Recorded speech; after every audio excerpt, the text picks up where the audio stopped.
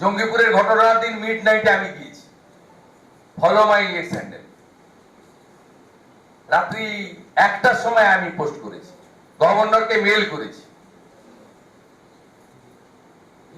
Chief সেক্রেটারিকে DMK করেছি। Piece restore করুন, সমস্ত আন্দোলনে ব্যান ঘোষণা করুন 15 দিন। আর যে ওয়াকফ অ্যামেন্ডমেন্ট বিল মানে না তাকে সুপ্রিম কোর্টে যেতে বলুন। সবাই যে মানবে তার কোনো কথা নেই।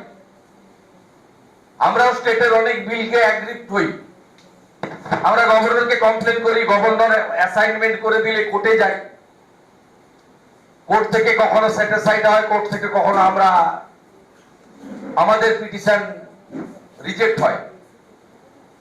আমি বিরোধী দলনেতা হিসেবে মাননীয় সরকারকে অনুরোধ করব, আগামী 15 দিন সমস্ত ধরনের এই ধরনের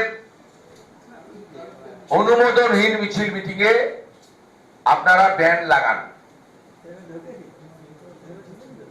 এবং এই প্রশ্ন উঠছে 26,000-এর কেলেঙ্কারি নিয়ে সরকার বিব্রত আছে শাসক দল, তাই তারা চাইছে এই সমস্ত ঘটনা ঘটে অ্যাটেনশনটাকে ডাইভার্ট করতে। এই প্রশ্ন উঠছে,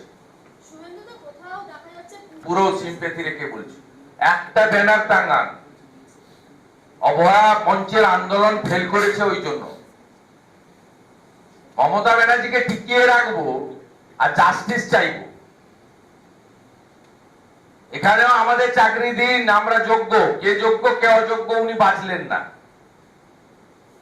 21 সাল থেকে বাঁচলেন না, 4 ইয়ার, স্পেন্ড 4 ইয়ার্স। সুপ্রিম কোর্টেই রিটায়ার্ড জাস্টিস চন্দ্রচূড়জি এবং present justice chief justice Sanjiv খান্নাজি 16 বার টাইম দিয়েছে। কোর্ট এখানে লাইভ ভিউ হয়, আমাদের পশ্চিমবঙ্গ বিধানসভা তো লাইভ হয় না, সুপ্রিম কোর্ট হাইকোর্ট সব লাইভ হয়। আপনি লাইভে দেখেছেন, 16 বার বলছেন আপনারা দিন, আপনারা দিন, দেননি।